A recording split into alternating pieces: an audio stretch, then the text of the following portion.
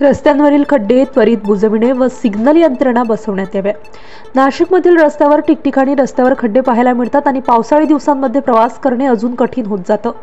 सुनील अशोक साळवे, वंचित बहुजन आघाडी उपमहानगर प्रमुख नाशिक यांनी नाशिक महानगरपालिका आयुक्त यांना पत्रकद्वारे अर्ज केले आहे की कॉन्टिनेंटल कास्टिंग ते मारुती संकुल रस्ता अंबडगाव मनपा शाळा समोरील गेटवर मोठा खड्डा तसेच शाळेत ये जा करणाऱ्या पालक व मुलांची मोठ्या प्रमाणावर गैरसोय होत आहे।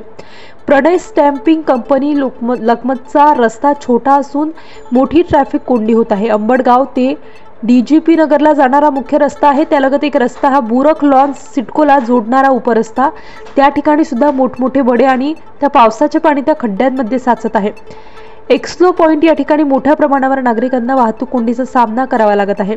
शहर वाहतूक शाखेला एक्सलो पॉइंट या ठिकाणी सिग्नल बसावा या संदर्भात वर्णावर निवेदन दिलेले आहे, तरी त्या सिग्नलला महापालिकेने परवानगी देऊन या ठिकाणी लवकरात लवकर सिग्नल बसविण्यात यावा।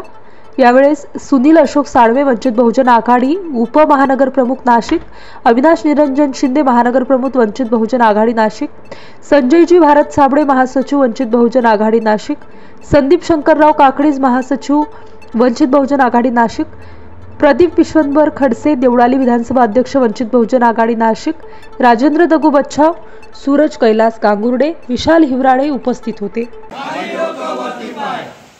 वंचित बहुजन आघाडीचा विजय असो, वंचित बहुजन आघाडीचा विजय असो। खड्डेमुक्त नाशिक झालंच पाहिजे, खड्डेमुक्त नाशिक झालंच पाहिजे। ते कुंभमेळ्याचा मोठा कार्यक्रम या नाशिकमध्ये होतोय। 14 वर्षांनी परत सिंहासन येत आहे। या सिंहासनाच्या काळामध्ये सगळे कामं होतात। ज्या ठिकाणी आपल्या कंपन्या आहे, ज्या ठिकाणी वस्ती आहे, त्या वस्तीमध्ये काम नाही होत, रोड फुटेला असतात, गाड्यामध्ये जातात, लोकांचे ॲक्सिडेंट होतात।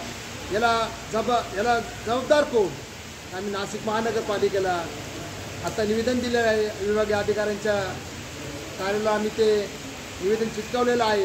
आम्ही त्यांना जाब विचारतो आहोत तर ह्या नाशिक महानगरपालिकेमध्ये कोणी वाली आहे का नाही गरीबाचा? एवढले खड्डे, मुलं शाळेत जात आहे, ॲक्सिडेंट होत आहे, ही परिस्थिती आपल्या डोळ्यासमोर असताना आपण काही करत नाही। जर या 15 महिन्याभरामध्ये जर या ठिकाणी जर सिग्नल रोडचं काम जर चालू नाही झालं तर आम्ही आयुक्तांना घेराव घालून आयुक्तांच्या बदलीची मागणी करू, असं आम्ही वंचित बहुजन आघाडीच्या ठाम सांगतो। नाशिक महानगरपालिकेला गेल्या 3 ते 4 वर्षापासून नगरसेवक नाही, अशी परिस्थिती असताना मोठ्या मोठ्या प्रमाणात नाशिक महानगरपालिका खर्च करत आहे। पण खऱ्या अर्थाने जर बघितलं तर नाशिकमध्ये रस्त्यांना मोठ्या मोठ्या प्रमाणात खड्डे पडलेले आहेत। इतके मोठे मोठे खड्डे पडलेले आहेत की आत्ताच मागच्या हप्त्यात जर बघितलं 7 ते 8 ॲक्सिडेंट होऊन कोणाचे हात मोडले, कोणाचे पाय मोडले। अशी परिस्थिती असताना जर तुम्ही बघितलं तर प्रणय स्टॅम्पिंग असेल, गरवारे असेल, पपाय नर्सरी असेल, हा जो मधला एरिया आहे, दत्तनगर असेल, या ठिकाणी कुठल्याही प्रकारचा सिग्नल बसवण्यात आलेला नाही। अंबडी MIDC हा एरिया असताना तुम्ही जर बघितलं तर ज्यावेळेस लोक कामाला जातात अर्धा 1-1 तास त्यांना ट्रॅफिकमध्ये बसावं लागतं। आम्ही 3 ते 4 वेळा RTOला निवेदन दिलं आहे, पण त्यांनी सांगितलं महानगरपालिका याच्यात दक्षता घेत नाही।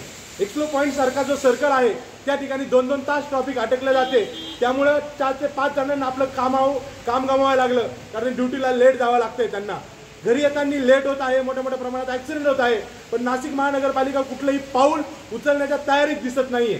या ठिकाणी आज आम्ही त्यांना निवेदन देण्यासाठी आलो होतो, पण या ठिकाणी कुठलाही अधिकारी उपस्थित नाही। मला असं वाटतं सुट्टीचा दिवस जरी असेल तरी कोणीतरी सक्षम अधिकारी या ठिकाणी उपस्थित पाहिजे, कारण नाशिक महानगरपालिकेचं ते कर्तव्य आहे की या ठिकाणी आलेल्या पब्लिकला जाब देण्यासाठी, या विचारलेल्या प्रश्नांना उत्तर देण्यासाठी कोणीतरी सक्षम अधिकारी या ठिकाणी उपस्थित हवा। तिथं कोणी न भेटल्यामुळे आम्ही त्यांच्या दरवाजाला या ठिकाणी निवेदन चिपकवलं आहे आणि आम्ही नाशिक महानगरपालिका आयुक्तांना या ठिकाणी विचारतो की आपण एक्सप्लो पॉईंट असेल, पपाय नर्सरी असेल, दत्तनगर असेल, गरवारिया पॉईंट असेल किंवा प्रणय स्टॅम्पिंग असेल, या ठिकाणी हा पूर्ण कामगार एरिया असल्याने मोठ्या प्रमाणात ट्रॅफिक होते। ती ट्रॅफिक हटवण्यासाठी आपण त्या ठिकाणी सिग्नलचं नियोजन करणार आहात का? रस्त्यावर पडलेले खड्डे बुजवणार आहात का?